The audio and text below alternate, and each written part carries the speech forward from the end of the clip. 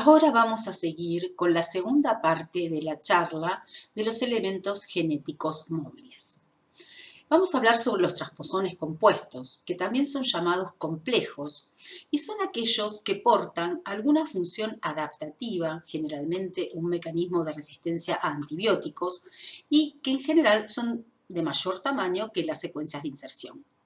Se caracterizan, de hecho, por poseer dos copias de las secuencias de inserción que flanquean aquellos genes que codifican para esa función, tal como vemos acá en esta figura. Las IS flanqueantes pueden estar en la misma orientación o en orientaciones invertidas. Cada una de estas IS, a su vez, posee las repeticiones invertidas cortas, como vemos acá, en cada uno de los extremos de la correspondiente IS.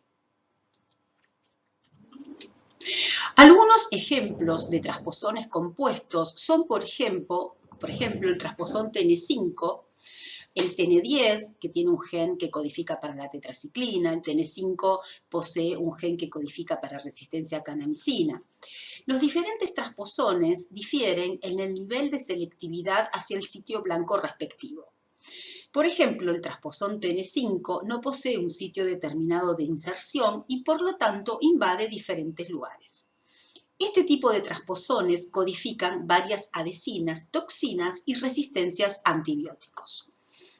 Un concepto importante es la génesis de todos estos transposones compuestos. Es un proceso que lleva varias etapas y además lo más probable es que haya también una presión de selección involucrada. Tenemos, por ejemplo, un gen de resistencia a micacina en el cromosoma de una bacteria ambiental y por azar puede insertarse en un extremo una secuencia de inserción y también por azar puede insertarse, invadir ese otro sitio, otra segunda secuencia de inserción. De esta manera, bajo presión selectiva, vamos a tener que toda esta estructura se va a estar seleccionando bajo presión antibiótica. Los transposones simples son aquellos transposones que tienen largas secuencias repetidas en los extremos, pero sin secuencias de inserción. Un típico ejemplo de este tipo de transposón es el transposón TN3, el cual posee un gen que codifica para una transposasa, que es denominada TNP, un sitio denominado RES, que es un sitio involucrado en la resolución del intermediario de transposición llamado cointegrado, y una recombinasa sitio específica llamada resolvasa.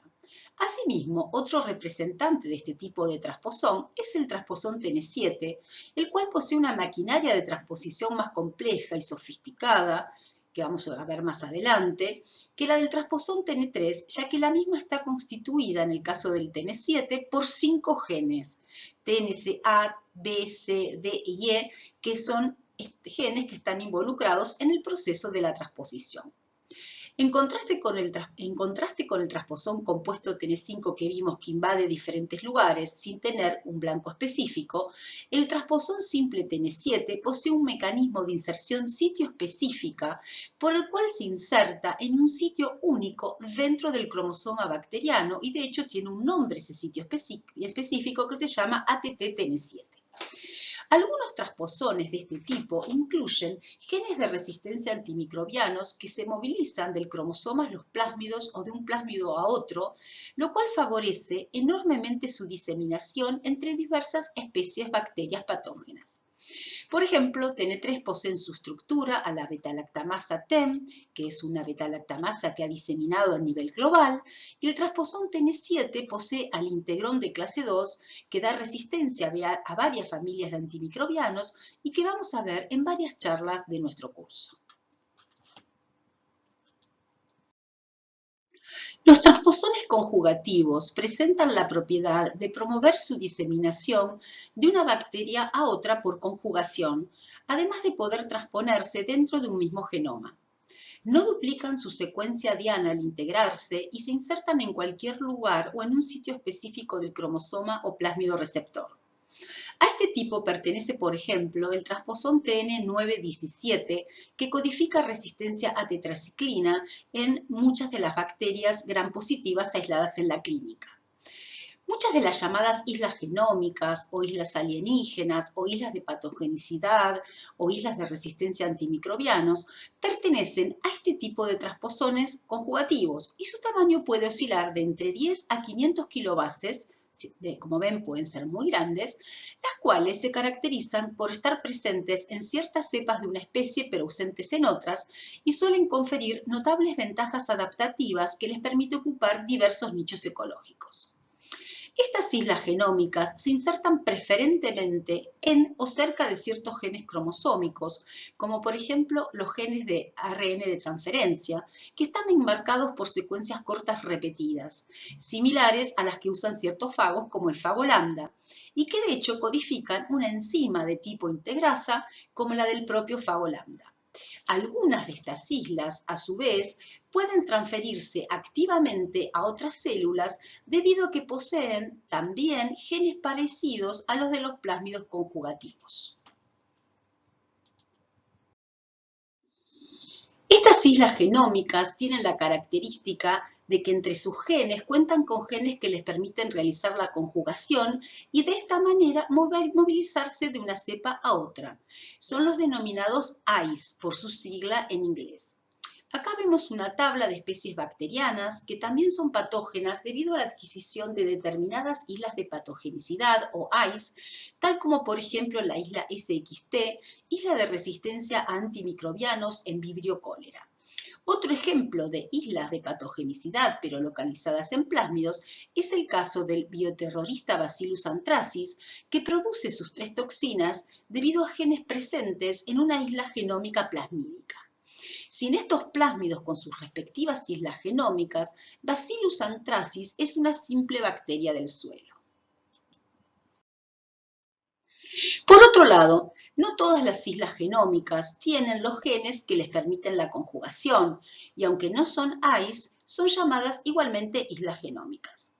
Las islas genómicas pueden identificarse a nivel genómica cuando determinamos el porcentaje G más C dentro de un genoma, ya que el fragmento de ADN de la isla genómica tiene un porcentaje G más C distinto al de la célula hospedadora. También se identificaron islas de resistencia a antimicrobianos, tal como es el caso de la isla ABAR de multiresistencia a antibióticos, de Acinetobacter baumannii, que posee en algunas cepas más de 40 genes de resistencia a varias familias de antibióticos. En resumidas cuentas, estos transposones conjugativos o también estas islas genómicas permiten que los genomas procarióticos sean considerados modulares y maleables. Y debido a que por sí mismos o por el efecto de plásmidos y bacteriófagos se pueden movilizar entre cepas y especies diferentes, suministran mecanismos rápidos de cambio evolutivo. En el caso de la adquisición de islas genómicas, se observa que el fenotipo de la bacteria cambia espectacularmente. Por ejemplo, pasa de ser no patógena a patógena, de susceptible a antimicrobianos a resistente a los mismos, por lo que este fenómeno recibe el nombre de evolución por saltos cuánticos. También tenemos como ejemplo la isla de patogenicidad Escherichia coli enteropatógena, que produce borrado de microvellosidades, o la isla de patogenicidad de Clostridium difficile, asociada a la colitis pseudomembranosa. Ahora vamos a pasar a ver otra familia de elementos genéticos móviles que son las casposones, que son elementos genéticos móviles muy recientemente descritos. Los casposones varían en tamaño de 8 a 20 kilobases y se han identificado en los genomas de arqueas también y de algunas bacterias. Se los considera una nueva superfamilia derivada de Cas, una enzima que se encuentra en los conocidos sistemas CRISPR-Cas, que son un sistema que otorga inmunidad a los elementos genéticos móviles, particularmente a los bacteriófagos y plásmidos, y de lo cual, les recuerdo, vamos a tener una charla por un especialista durante el curso, dado la relevancia que tienen estos elementos genéticos. Los casposones poseen estos genes Cas1, pueden ser también Cas, pero de otras familias, que no están involucrados, como vemos acá, en un locus CRISPR-Cas típicos. sino que estos genes Cas están asociados con genes que codifican para ADN polimerasas, que son de la familia de las polimerasas B, Pol B. Y puede haber otras varias proteínas conservadas. Los locus que abarcan Cas1 en este caso, como vemos acá, y Pol B, están rodeadas por repeticiones invertidas, tal como vimos en los transposones, por las secuencias TIR.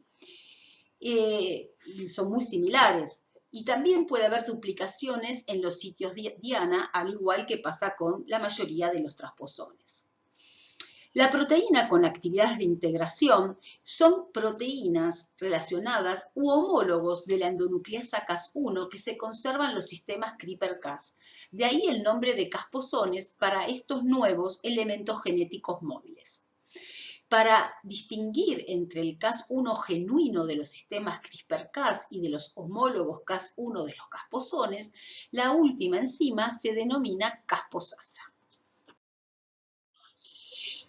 Bueno, los bacteriófagos son también elementos genéticos móviles, ya lo hemos visto anteriormente en la charla anterior, y los bacteriófagos son vectores de la transferencia horizontal genética, por un lado, gracias a que son los vectores de la transducción, pero a su vez los bacteriófagos pueden movilizarse dentro de un genoma y cuando el fago se integra al genoma da lugar a lo que ya sabemos, el ciclo lisogénico. El fago entonces se considera que está en estado de profago y forma parte estable del genoma bacteriano. Algunos profagos poseen genes que codifican para toxinas que causan daño en el ser humano. Por ejemplo, el fago CTX posee la toxina colérica y al estar como profago en Vibrio cholerae produce el cólera. Lo mismo ocurre con la difteria, con el síndrome urémico hemolítico, con el botulismo o con la escarlatina. Ahora vamos a ver otro elemento genético móvil que son las MITE, por Miniature Inverted Repeat Transposable Element, que es su sigla en inglés. Son unidades móviles no autónomas, pequeñas en general, no tienen más de 400 pares de bases, no codifican proteínas. La mayoría posee esas terminales repetidas invertidas, las TIR. Tienen un característico motivo de dinucleótido en sus extremidades, son ricas en adeninas y en timinas. También producen duplicación del blanco y también se han encontrado estructuras semejantes a las MITE en arqueas y en eucariontes. Se movilizan por la acción de recombinasas presentes en el genoma huésped, o sea, ellas no codifican para su propia transposasa. Y este es un mecanismo que se ha encontrado asociado a la RAM. Por ejemplo, acá tenemos un integrón de clase 1 característico con su zona variable y está flanqueado por mites. O sea que estas mites que lo flanquean le van a permitir movilizarse como un elemento genético móvil a otro sitio blanco del genoma huésped. Ahora vamos a seguir con el sistema de dos componentes integrón-cassette. Por un lado, tenemos el gen INTI1, este que vemos acá, que codifica para una integrasa, y por otro lado tenemos los genes cassette, que están formados por un marco de lectura abierta, sin región promotora, y adyacente tienen un sitio de reconocimiento que es el sitio AC, que es el sitio de reconocimiento para la integrasa de estos genes cassette. Vamos a ver cómo estos genes cassette son la parte móvil del sistema de dos componentes integrón-cassette. El gen INTI1 está flanqueado en su estructura completa de un sitio denominado ATTI, que es de reconocimiento también por parte de la integrasa, y por otro lado posee una región promotora, reguladora, que permite la transcripción de los genes cassette. La integrasa, al expresarse, es capaz de reconocer tanto el sitio AC de los genes cassette como el sitio ATTI1. y de esta manera inserta a los genes cassette en la llamada zona variable del integrón. Estos genes cassette pueden encontrarse insertos en el cromosoma bacteriano o también libres en el citosol. Entonces, cuando los genes cassette se encuentran dentro de la zona variable del integrón, como ustedes ven acá, pasan a expresarse, pues antes no podían expresarse, pues no tienen región reguladora. Por eso a mí me gusta decir que este sistema es como un sistema de ingeniería genética in vivo, ya que la integrasa escinde como una enzima de restricción, liga y permite la expresión de genes. Los integrones son frecuentes en los genomas bacterianos. Hay registros de que están en al menos en el 6% de los genomas depositados en el GenBank, lo cual nos habla de un mecanismo exitoso. Además, estos integrones pueden encontrarse tanto en cepas patógenas como clínicas o ambientales. Por su lado, los genes cassette son muy frecuentes en las cepas ambientales. Un estudio del Dr. Stokes evidenció en un aula de la Universidad de Sydney de 50 metros cuadrados que al dividirla en 50 cuadrículas y realizar metagenómica, encontraron más de 2.300 genes cassette distintos, con funciones muy variadas, la mayoría de función desconocida. Hay genes cassette que codifican para factores de virulencia, proteínas secretoras, sistemas toxina-antitoxina, enzimas de restricción, etc. Pero donde tienen más relevancia los genes cassette hoy en día es en la clínica, ya que los cassette que se identifican en las cepas intrahospitalarias generalmente codifican genes de resistencia a antimicrobianos. De hecho, hay descritos más de 130 genes cassette diferentes que codifican resistencia a todas las familias de antimicrobianos que hay disponibles en el mercado, excepto para tetraciclinas y colistina. Con lo cual, hablamos de un sistema de RAM móvil que puede otorgar resistencia a casi todas las familias de antibióticos en una misma plataforma genética.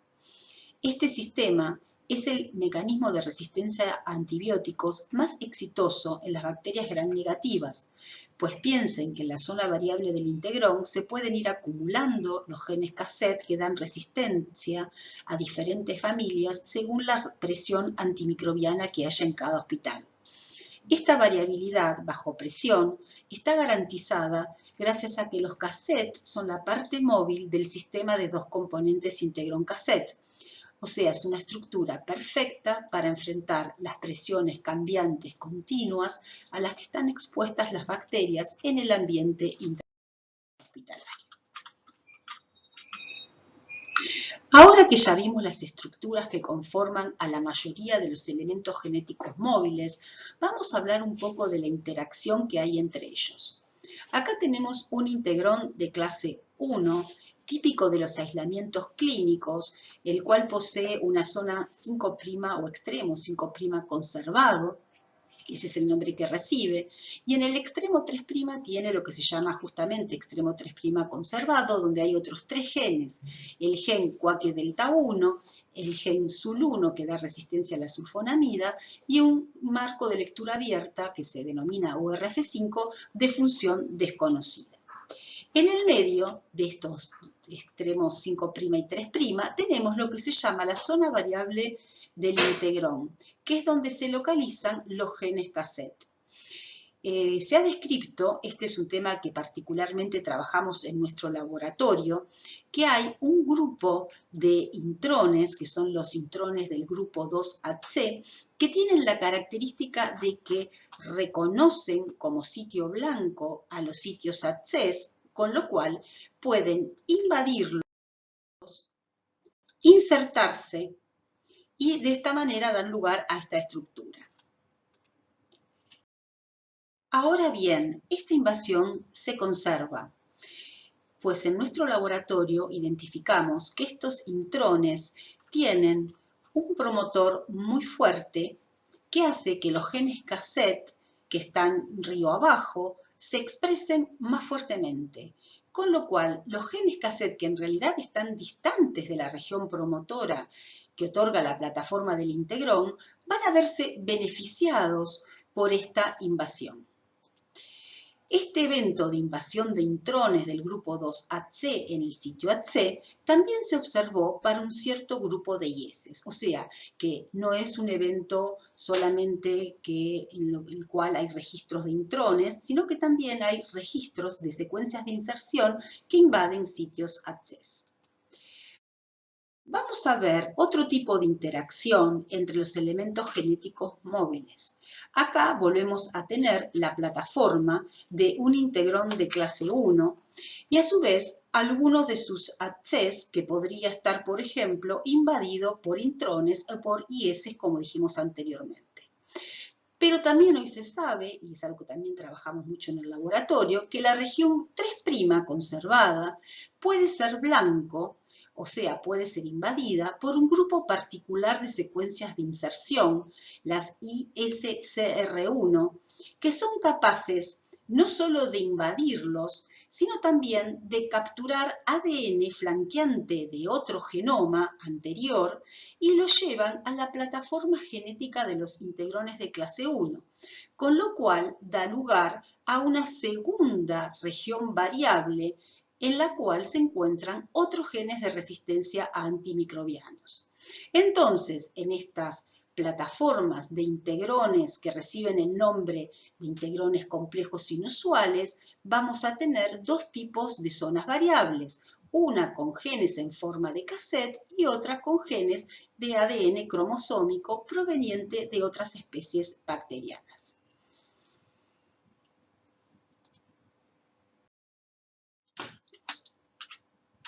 ¿Dónde se localizan los integrones de clase 1 clínicos? Esta es una pregunta muy importante para entender cómo opera la diseminación de la RAM. Los integrones de clase 1 pueden localizarse tanto en plásmidos, como vemos acá, como en islas genómicas, que a su vez en las islas genómicas pueden insertarse también tanto en cromosoma o plásmidos bacterianos. Acá tenemos un plásmido que hemos identificado en nuestro laboratorio en dos especies distintas. El mismo plásmido lo encontramos en una cepa de Serratia marcescens y en una cepa de Pseudomonas aeruginosa, aisladas de dos hospitales distintos, con 5 años de diferencia. Y este plásmido pertenecía a un grupo de incompatibilidad nuevo y al mismo tiempo presenta una carbapenemasa, la BIM1, que, como sabemos, las carbapenemasas en general están asociadas a falla terapéutica en la clínica, o sea que tienen mucha importancia, son relevantes a nivel infectológico. Esta carbapenemasa, que es la BIM2, es un gen cassette, o sea que es un elemento genético móvil, estamos hablando nuevamente de RAM móvil, dentro de la plataforma de un integrón de clase 1, que a su vez se encuentra dentro de un trasposón, del trasposón TN401. Este trasposón completo TN401 se encuentra a su vez rodeado por mites. Entonces, acá vemos una asociación de elementos móviles uno dentro de otro. Y todo esto dentro de un plásmido que disemina entre especies distintas y que no tiene más de 18 kilobases. En la figura a la derecha vemos elementos genéticos móviles que pueden localizarse en islas genómicas en el cromosoma. Nosotros trabajamos mucho en una isla de Acinetobacter baumannii denominada ABAR, que puede tener hasta 40 genes de resistencia a antimicrobianos en su estructura. Y la encontramos a nivel cromosómico en otra especie, una especie de Serratia marcescens, y también la encontramos en plásmidos que circulan habitualmente en enterobacterales, evidenciando el rol fundamental que tiene la asociación de elementos genéticos móviles entre sí para garantizarse su supervivencia entre las comunidades bacterianas. A mí me gusta mucho poner el ejemplo de las mamushkas cuando hablamos de la interacción que tienen los elementos genéticos móviles, porque van una dentro de la otra. y así es como encontramos la estructura de los elementos genéticos móviles. Todas estas son áreas de trabajo que hemos abarcado en nuestro laboratorio. En síntesis, entonces, tenemos el moviloma, donde vemos funciones muy variadas y fundamentales en las comunidades bacterianas, tales como la cooperación que hacen los elementos genéticos móviles entre sí, cómo promueven la expresión de genes adyacentes. Puede haber genes silentes que pasan a expresarse gracias a la actividad y a la movilización de algún elemento genético móvil. Son capaces algunas IS de captar genes cromosómicos y llevarlos de una cepa o de un sitio a otro. Cómo son capaces de diseminar elementos genéticos móviles propios y genes adyacentes. Y la sumatoria y combinación de elementos móviles con sus diferentes funciones puede dar lugar a algo muy importante, que es la adaptación a nuevos nichos. Otro ejemplo muy importante de la transferencia horizontal genética en asociación con los elementos genéticos móviles se da en el proceso de patoadaptación. Un caso paradigmático es el caso de Escherichia coli, que puede pasar de ser una bacteria comensal de la microbiota intestinal y por eventos de la transferencia horizontal genética y gracias a la actividad de ciertos elementos genéticos móviles, puede pasar a ser patógena de humanos.